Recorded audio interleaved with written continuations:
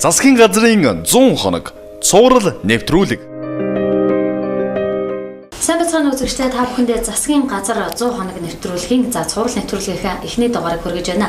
Тэгэхээр Монгол Улсын засгийн газрын эмхлэн байгуулагдсны 100 хоног болж байна. За үүнтэй холбогдуулаад холбогдох харьяа яам агентлагийн зүгээс авч хэрэгжүүлсэн бодлого шийдвэр за мөн үйл ажиллагаа хэрэгжүүлсэн арга хэмжээний талаар бид та бүхэндээ мэдээлэл өгөхөөр энэхүү нэвтрүүлгээ хүргэж байгаамаа. Ингээд манай өнөөдрийн нэвтрүүлэгт за Дорнод аймгийн боловсрол соёл урлагийн газрын дарга байгалмаа болон за мөн тус газрын захиргаа удирдлагын албаны ахлах мэргэжилтэн Ариун нар оролцож байна. Энэ өдрийн мэнд хүргэе. За тэгэхээр нэвтрүүлгийнхээ танилцуулгыг ерөнхийдөө зорилгыг би сая үзэгчдэд тайлбарлалчлаа тийм ээ. Тэгэхээр танай байгууллагын зүгээс за холбогдох удирдах харьяа яам агентлагуудын зүгээс жоохон энэ хугацаанд шинэ засгийн газар байгуулагдсанаас хойш ямар үйл ажиллагаануудыг авч хэрэгжүүлсэн тийм ээ. Ямар үйл ажиллагаануудыг зохион байгуулж явуулсан энэ тухай мэдээллийг үзэгчдэд хүргэхгүй. За 2016-аас 17 оны хичээлийн шинжил эхлээд удаагүй байна. Энэ хичээлийн жилд Дорнод аймгийн нийт 26 ерөнхий боловсролын сургууль 32 хүүхдийн цэцэрлэгт 20,000 гаруй хүүхэд сурч хүмүүжиж нийт 1100 шахан багш нар бол ажиллаж байна. За бид нар хичээлийн шинжилгээ өгтөж дунд ахлах ангийн нийт багш нарт бол боловсрол соёлжлох ухаан спортын яамтай хамтарсан сургалт зохион байгуулсан. Мөн хичээлийн жилээ бэлтгэсэн хичээлийн жилийнхээ зорилт өнгөрсөн хичээлийн жилийнхээ ажлаа дүгнэж ирэх хичээлийн жилдээ дэвшүүлж байгаа үйл ажиллагаа зорилтоо төлөвлөж ярилцсан баг хурал болон мөн багш нарын баярын хурлаа бид нэр дөнгөж саяхан хийгээд байна. Энэ хугацаанд бид нэр боловсрол соёл урлагийн газраас гэгээрхүү сонины мэдээллийг хийсэн ажил болон хийх гэж байгаа ажлынхаа талаарх мэдээллийг 2 цувралыг гаргаж олон нийтэд танилцуулаад байна. За тэгэхээр ер нь одоо сүүлийн үед иргэдийн дунд яригдж байгаа сэдвүүдийг голцлон онцлон авч үзэж тийм ээ тэдэнд хариулт өгөхөөднөөс та хоёрыг бас урьж оролцуулж байна л да. За тэгэхээр одоо хамгийн ихний асуудал бол мэдээж багш нарын олон жил ажиллаж байгаа тэтгэвртэй гарч байгаа тийм ээ гарсан багш нарын хувьд байгаа л да.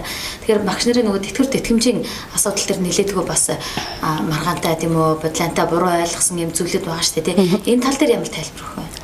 За 2015 оны жилийн эцэс болон 2016 оны эхний хагас жилд буюу өнгөрсөн хичээлийн жилд боловсрол аймгийн боловсрол соёл урлагийн салбар бол нэлийн ихээхэн нийгмийн даатгал татвар өндөр насны тэтгэвэр тэтгэмжийн үр авлагатайгаар бол хичээлийн жилээ бол үдсэн байж байгаа. Тэгээ саяхан 9 сард энэ нэг боловсролын салбарт үүссэн үр авлагын асуудлыг бол шийдвэрлэж өгсөн. Тэгээ энэ үр авлагаар цалин тэтгэвэр тэтгэмжтэй холбоотой нийгмийн даатгал татварт үүссэн үр авлагууд бол бүрэн барагдуулсан. Мөн боловсрол соёл урлагийн салбараас тэтгэвэр гарсан боловч тэтгэмжээ авч чадаагүй байсан нийт одоо 47 албан хаагчд бол тэтгэвртэй бол бүрэн авсан байгаа. Боловсролын салбарт ажиллагсад боловсролын салбартаа 25 жил ажилласан мөн тэтгэвэр тогтоолох насанд нь хүрсэн энэ хүмүүс маань ажилласан жилтэйгээ тэнцүү хэмжээний боловсролын салбарт ажилласан жилтэйгээ тэнцүү хэмжээний тэтгэмж авдаг.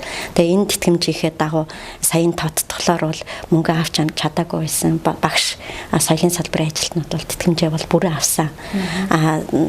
Таны одоо тодруулж асууж байгаа энэ асуулгын хувьд бол 2016 оны 9-р сарын 9-өөс өмнө тэтгэврт гарсан хүмүүс бол хуучнараа авсан.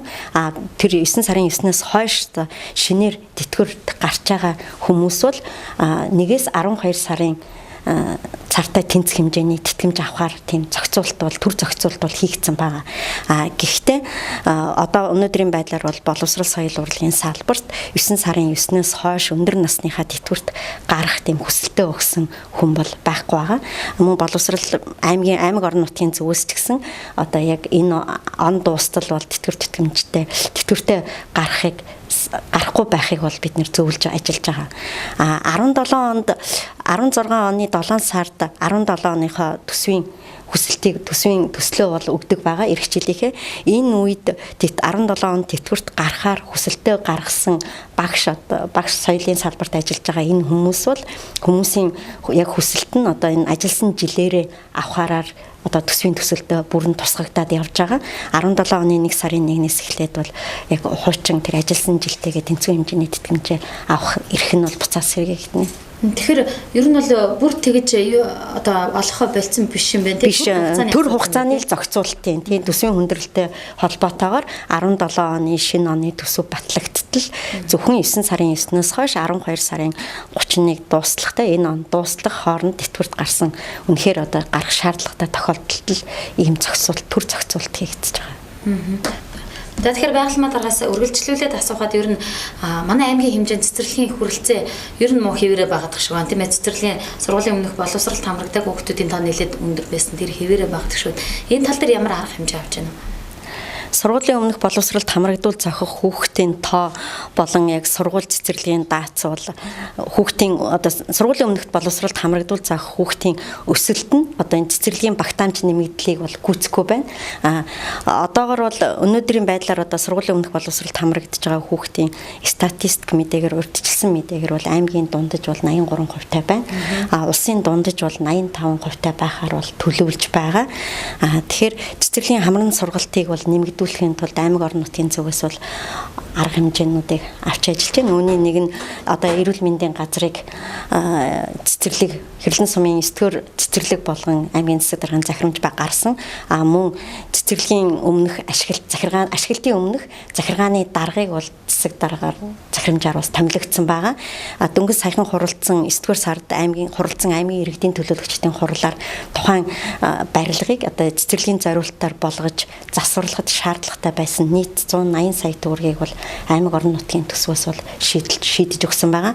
Одоо 10 дугаар сарын 25-наас эхлээд одоо баталж өгсөн энэ хөрөнгөөр барилгын засварын ажил бол эхэлнэ. Тэгээд 1-р сарын 2-ны өдрөөс эхлээд бид нэр хүүхдээ авах бэлтгэлийг бол бүрэн хангаж ажиллаж байна. Одоогийн байдлаар тус цэцэрлэгт бол нийт 250 хүүхдийг урьдчилсан байдлаар бүртгээд бид нэр статистик мэдээндээ бол баталгаажуулаад явж байгаа.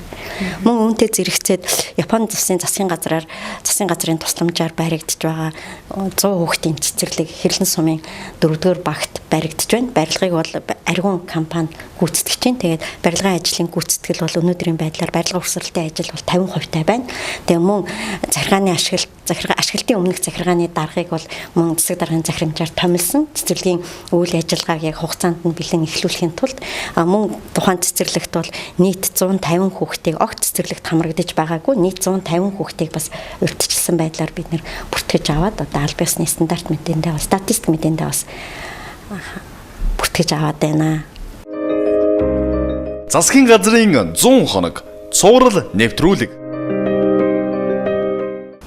За баярлалаа үзэгчдээ. Тэгэхээр бид засгийн газар 100 хоног цуврал нэвтрүүлгээ үзэгч та бүхэндээ хүргэж байгаа. Тэгэхээр эхнийхээ нэвтрүүлгээр манай аймгийн хэмжээнд байгаа боловсрал соёл урлагийн байгууллагуудад чухам ямар ажил хийгдэж байгаа талаар мэдээллийг хүргэж байна. За тэгэхээр дараагийн асуултаа би мэргэжилтэн Ариунагаас асууя гэж бодож байна. Ер нь боловсролын одоо энэ хөө зээлийн сантай холбоотой мэдээллийг үзэгчдээ өгөх. За тэгэхээр засгийн газрын 100 хоног арга хэмжээний хүрээнд манай боловсрол соёл урлагийн газраас шатаарлсан ажлуудыг зохион байгуулж байгаа. За ингээд энэний нэг одоо ажил бол мэдээж иргэдэд одоо боловсролын салбартай холбоотой мэдээллүүдийг түгээх хүргэх юм ажил хийж байгаа. За тэгэхээр иргэдийн гол олон асуугаад байгаа нэг асуудлын нэг юу гэхээр одоо оюутнуудад зээл олохоо болчлоо. Одоо хүүхдүүд яаж сурах вэ?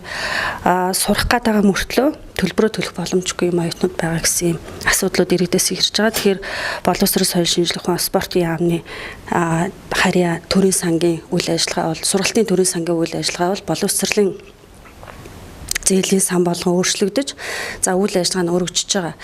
За тэгээ энэ дагуугаас бас тодорхой хэмжээний шийдвэр журмууд гарч байгаа. За энэ журмууд бол манай газар дээр ирэхээр бид нар бас энэ хэрлэн сумын багуудад болон сумдтаа бас хүргэж ажиллаулна. Тэгэхээр энэ зээлүүд бол хэвээрээ үргэлжилж байгаа гэж ойлгож байна. Энэ бол зогссон асуудал биш ээ. Тэгэхээр энийг журам батлагдаад ирсэн хойно бол иргэдэд түгэж танилцуулна. Ер нь шинжилсэн засгийн газар байгуулагдаад за ажлуудаа шат дараалан хийгдээд явж байгаа хооронд хүмүүс яг хөө зарим зүйлийг төр зогсолтыг бүр зогсолт мэтэр ойлгоод буруу ташаа мэдээлэл биеиндээ түгээд ах шүү. Түгээд байгаа тий. Тэгэхээр угаасаа тушаал шийдвэр журам гарахаар манайх мэргэжлийн байгууллагуудад хүргэж ажиллаж байгаа. Тэгэхээр манай харийн түрүүн дарга танилцуулсан 26 цэцэрлэг 32 цэцэрлэг 26 сургууль те энэ бүх байгууллагатай бид нэр дотоод бүх байгууллагууд жимэйл хаягтай байж байгаа. Ирсэн одоо мэдээлэл, тушаал, шийдвэр, тогтоол бүх зүйлийг бид нар тэр дотоод хаягаараа өгч танилцуулаад тухайн сургуулийн удирдлагууд маань багш нартай ажилтнуудаа мэдээллийг хүргэж ажиллаж байгаа. За тэгээ манай газар бол өшөө бас зөвлөн туслах ажлаар сумдаа жилд 2 удаа явж байгаа. Сая бас эхний хуваарийн дагуу бид нар Ташбалбар 3 цагаас сумдад очиод ажиллаад шинэ мэдээллүүдээ бас иргэд багш нарт хүргээд ирсэн байж байгаа. Оюутнууд гэснээс Улаанбаатар хотод сурж байгаа оюутнуудын эрүүл мэндийн харилцааны талаар бас мэдээлэл өгвөл. За тэгэхээр 2016 оны 9 сарын 21-ний өдрийн эрүүл мэндийн сайд, за мөн боловсрол соёл шинжилгээ ухаан спортын сайд, хөдөлмөр нийгмийн хамгааллын сайдын хамтарсан тушаал байж байгаа. А51, А47, А136 гэсэн. За энэ тушаалд юу гэж байна гэхээр хөдөө орон нутгаас нийслэл суралцж байгаа оюутан суралцагчдад эрүүл мэндийн тусламж үзүүлэх нийслэл дөрвийн эрүүл мэндийн төвийг тогтоосон байж байгаа. За тэгээд Дорн аймгаас Улаанбаатар хотод суралцж байгаа ихтэй сургууль болон коллежтэй энэ суралцагчид бол Чингэлтэй дүүргийн эрүүл мэндийн төвд үзлэг онцлогоо хийлгэх үйлчлэгээ авах ийм боломжтой болсон байж байгаа үйлчлэгээ авах тий. Тэгэхээр иргэд маань одоо хотод байгаа оюутнуудаа хэлэхэд бол Чингэлтэй дүүрэг дээр очиод бол Дорн аймгийн сурч байгаа суралцагчдыг тийм ээ оюутнуудыг бүгдийг үзлэг онцлогоонд оруулж эрүүл мэндийн үйлчлэгээ үзүүлнэ гэж ойлгож байна. Улаанбаатар хотод сурж байгаа одоо орон нутгийн оюутнууд очих газар тийм ээ хаана үзүүлэхээ мэдэхгүй байж байх хэвээр тэрийг бол бас нэг шийдвэрлэж өгсөн гарц өгсөн юм байна тийм байж байгаа. Энэ бол 16 оны 9 сарын 21-ний өдөр 3 сайдын хамтарсан тушаалаар батлагдсан. Ийм шинэ үйлчлэгээ хийж байгаа. За төлбөр хураамжтай гэснээс бас өгүүлжлүүлээд асуухад ер нь сургууль цэцэрлэгүүдийн эхлээд үйл ажиллагаагаа явуулаад эхлээр эцэг эхчүүдийн бас нэг гомдол мэдүүлдэг ажил юу гэхээр нэг төлбөр хураамж болж таардаг тийм ээ мөнгө авдаг мөнгө татаад байна хүүхдүүдээс мөнгө авахгүй гэсэн эцэг эхчүүдээс мөнгө авахгүй гэсэн хаан байна гэж хэлдэг ш тийм ээ үүнтэй холбоотой гарсан одоо тийм эмгэтгэлж журам шийдвэр байна. За тэгэхээр боловсрол соёл урлагийн газарт бол 58 22 33-аас мөн иргэдээс одоо ингээд гомдлууд ирдэг тодорхой хэмжээгээр 16 онд бол ерөнхийдөө нэг 5-аас 6 гомдол ирсэн байж байгаа. Энэ нь бол одоо суралцагчдаас эцэг эхээс мөнгө төлбөр хураамж татаад байна гэсэн. За манайх бол 16 он 8 сарын 8-ны өдөр бүх байгууллагуудад чиглэл хөрвүүлсэн байж байгаа. Энэ дээр бол төлбөр хураамж авахыг бол авахтаа хууль журмын дагуу энийг зохион байгуулах хэрэгтэй гэдэг. За манайх сая дахиад 10 сард ер нь сар болгон бид нэр чиглэл хөрвүүлдэг. За тэгэхээр яах вэ гэхээр бид нараас албан бичиг хөрвүүлчихэд байж байгаа. Юу гэхээр боловсролын тухай хуулийн 47-д бол суралцагчдаас тийм ээ хууль заагаагүй төлбөр хураамж авахыг хоригдно гэд хуулийн боловсролын хуулийн 47 заасан байж байгаа. За мөн боловсрол соёл шинжилгээ ухааны сайдын 2008 оны 98 тоо тушаал гэж байдаг. За 2012 оны А92 тоо тушаал байж байгаа. Энэ дээр бол ерөн сурагчдаас хууль заагаагүй төлбөр хураамжийг авахыг хоригдно гэж заасан байж байгаа. Тэгэхээр энэ хоёр тушаалыг бас манай харьяа бүх боловсролынхаа байгууллагууд хөрвүүлсэн. За удирдах ажилтнууд нь мөн багш ажилтнуудаа танилцуулж энийг цаашид хэрэгжүүлэх үйл ажиллагаа зохион байгуулах хэрэгтэй. Ер нь одоо энэ гомдол ирсэн дараа тэгэхээр ямар шатанд шийдвэрлэгддэг, ямар хугацаа ордог, ямар хариуцлага иргэд ногцдог юм бэ? Одоо энэ 22-33-тай холбоотой юу? За гомдол ирсэн тохиолдолд ямар бид нар энийг хуулийн хугацаанд л бид нар судална. Тэгэхээр нэгжтээр нь бид нар очиж үзэх ёстой. Тодорхой тайлбаруудыг аль талаас авчих ёстой. Аль талынхын тайлбар юмыг сонсч иж бид нар эцсийн дүгнэлтийг гаргах ёстой. За ингэж бид нар хөргүүлдэг. За үнэхээр одоо энэ төлбөр тооцоо авсан тийм ээ хураамж авсан юм байх юм бол цаашид бид нар багшийн ёс зүй, удирдах ажилтны бас тийм ээ үүрэг хариуцлага тушаал ингээд гарчаад тахад бол энэ хэрэгжүүлэхгүй зөрчөөд байна гэдэг бол бас ажлын хариуцлага ёс зүйтэй холбоотой учраас бид нар хууль журмынхаа дагуу цааш дарах хэмжээ авах гэж бодож байгаа. За тэгэхээр оюутны 70,000 ер нь яаж шийдэгдсэн бэ? Өгнө өгөхгүй гэж бас нөгөө иргэдийн донд нэлээд эргэлзээтэй явагдаад байгаа шүү дээ. Тэгэхээр оюутны 70,000 гэдэг бол энэ журам хэвээрээ байж байгаа. За тэгээд 2014 оны засгийн газрын 214 дэх тогтоол мөн 2015 оны 26 дахь тогтоолоор өөрчлөлт орсон. За энэ өөрчлөлтөн дээр болохоор голч дүнгууд нь өөрчлөгдсөн байж байгаа. За тэгэхээр энэ бол үндэсний тэтгэлэг 2 дахь урамшууллын тэтгэлэг хөнгөлөлтөд зээлгсэн л 3 асуудал дээр хүмүүс ярилцаад байгаа л да. Тэгэхээр энэ голчууд бол бакалаврын хөтөлбөр суралцагчийн одоо голч нь бол 3-аас доошгүй байж иж энэ тэтгэлгүүдийг авах боломжтой. Тэгэхээр энийг бас манайх албаныхаа вебсайт болон байгууллагын мэдээллийн самбар мөн Facebook хаяг дээрээ мэдээллүүд хэрэгтэй байвал энийг бид нар хэрэгтэй үед нь байршуулад ингэ явж байгаа. Тэгээ магистр, докторийн хөтөлбөрөд хүртэл ингээ голчууд нь магистр бол 3.2-оос доошгүй, доктор бол 3.5-аас доошгүй голч дүнтэй байж иж энэ тэтгэлгүүдийг авах боломжтой болж байгаа. Засгийн газрын 100 хоног цуврал нэвтрүүлэг. За тэгэхээр иргэдийн хувьд энэ хүү мэдээллийг бас авч байгаа гэж бодож байна. Ер нь иргэдийн дунд нэлээдгүй төрөлд ороод байсан. За оюутны 70 мянга өгөхөө боллоо гэж байсан. Тэгвэл сая тайлбарыг өгч байна. За мөн багш нарын тэтгэмжийг бас болсон хассан гэсэн энэ бас дөрвөн хугацааны асуудал юм байна. Гэх мэтчлэн боловсрол соёл урлагийн салбарт байгаа гарч байгаа нэлээд олон асуудлуудын талаар бид овчиж болов та бүхэндээ мэдээлэл авч өгч чадсан бахаа гэж бодож байна. Ер нь ярилцлагын хугацаа өндөрлөгдөх гэж байна. Энэ мэтчлэн одоо иргэдээс өөр миний асуугаагүй тийм ээ. Иргэдийн та бүхнээс байнга асууж идэг. За ялангуяа шинэ засгийн газар байгуулагдсантай холбоотой өөрчлөлт орсон ямар асуудлууд байна вэ? Тэгэхээр тодруулж хэлэх юм бол одоо шинэ засгийн газар байгуулагдсантай холбоотойгоор тийм ээ янз бүрийн нэмэгдэл өгдөг урамшууллуудыг хаслаа, өгдөг мөнгүүдийг өгөхөө боллоо. Ер нь үйл ажиллагааг бараг зогсоочлаа, хүмүүс бараг яаж амьдрах юм бэ гэдэг асуудлууд ирээд байгаа шүү дээ тийм ээ. Үүнтэй холбоотой ер нь тэгж их өөрчлөлт орсон юм уу? Боловсрол соёл урлагийн салбарт бол тийм хасах ямар нэгэн өөрчлөлт бол байхгүй. Өнгөрсөн хугацаанд одоо улс орон нутгийн хөрөнгөөр хийгдэж байгаа энэ ажлууд бол хэвийн үргэлжлэн мөн 2012 онд одоо нэг боловсролын байгууллагт хүүхдийн тоогоороо хувьсах зардлаараа санхүүждэг байсан бол одоо 17 оноос эхлээд нэг хүүхдэд оногдох хувьсах зардал харин ч өссөн байгаа. Бид нэр 17 онд бол нэг хүүхд 17 оноос эхлээд авах санхүүжилт, боловсролын салбарт авах санхүүжилт маань дунджаар бол 15% нэмэгдэж орж ирнэ. Энэ нь болохоор засгийн газрын тогтоолоор 242 дугаар тогтоолоор сургууль цэцэрлэгт хамрагдаж байгаа аймгийн төв, сумын төв мөн багт байгаа нэг хүүхдэд оногдох бага анги, дунд анги, ахлах анги гэдээ бүр наривчлан тогтоож өгсөн нэг хүүхдэд оногдох жилийн зардал нь дунджаар 45 мянгаар бол нэмэгдсэн байгаа. Тэгэхээр бол хүүхдийн тоогоороо үржигдээд энэ зардал бол нэлээд харин ч өссөн дүнтэй гарна. Багш нарт олгогдох нэмэгдэл, цалин, хөлс, урамшуул, зэргийн нэмэгдэл, анги одоо энэ кабинет хариуцсан нэмэгдэл тэр бол хэвийн олгогдоод явна. За хоёрлаа ингээд нэвтрүүлгийн хугацаа өндөрлөгдөх гэж байна. Ингээд сүүлийн минутыг та бүхэн хэлдэг. За манай аймгийн хувьд бол боловсролынхаа салбарыг маш ихээр дэмждэг. Өнгөрсөн жил бол Монгол Улсын засгийн газраас боловсролынхаа салбарт ээлтэй эцэг даргын хамгийн газар гэсэн батламж авсан ийм аймаг байгаа. Тэгээ энэ батламжаа мөн баталгаажуулж энэ 17 онд энэ хичээлийн жилд мөн өнгөрсөн жилд дэвшүүлсэн зорилтуудаа үргэлжлүүлэн мөн зорилтын жил болгон дэвшүүлсэн байгаа. Аймгийн засаг даргын зүгээс эцэг их зохицуулагч гэж нэгдсэн арга хэмжээг өнгөрсөн хичээлийн жилд эхлүүлсэн энэ ажлыгаа үргэлжлүүл жил бүхэн уламжлал болгон зохион явуулахар захирамж гарсан байгаа. Мөн хичээлийн шинэ жил эхэлсэнтэй холбогдуулаад хүүхэд бүрийн хөгжил, хүмүүжилт, хүн бүрийн оролцоог нэмэгдүүлэх гэсэн юм зорилттой жил болгосон. Энэ зорилттой жилүүдийн хүрээнд хэрэгжүүлэх сургууль цэцэрлэг, багш хүүхдийн хөгжлийг дэмжсэн олон төсөлд арга хэмжээнүүдийг бол үргэлжлүүлэн мөн дэмжих болно. Мөн хүүхдийн хөгжлийг дэмжсэн бас нэг захирамж сая гарсан.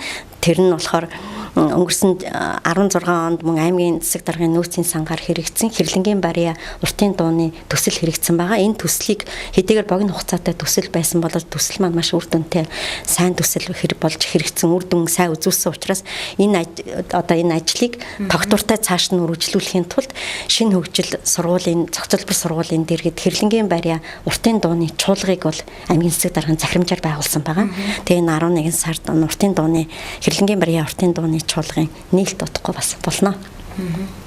За хоёулаа зөвхөн ингээд засгийн газар 100 хоног цуврал нэвтрүүлгийн эхний дугаар үзэгч та бүхэндээ хүргэлээ. Бид энэхүү дугаараараа та бүхэндээ за энэ хугацаанд чухам холбогдох харьяа яам агентлагуудын зүгээс авч хэрэгжүүлж байгаа ажлуудын талаар агентлагуудыг урьж оролцуулж байгаамаа. Ингээд өнөөдрийн дугаарт Дорнод аймгийн боловсрол соёл урлагийн газрын дарга байгалмаа болон за тус газрын захиргаа удирдлагын албаны ахлах мэргэжилтэн Ариун нар оролцлоо. Ингээд цаг зав гаргаад ирсэнд баярлалаа. Баярлалаа. За хоёулаа зөвхөн ингээд дараагийн дугаараар дахин уулзлаа. Баярлалаа. Засгийн газрын 100 хоног цуврал нэвтрүүлэг.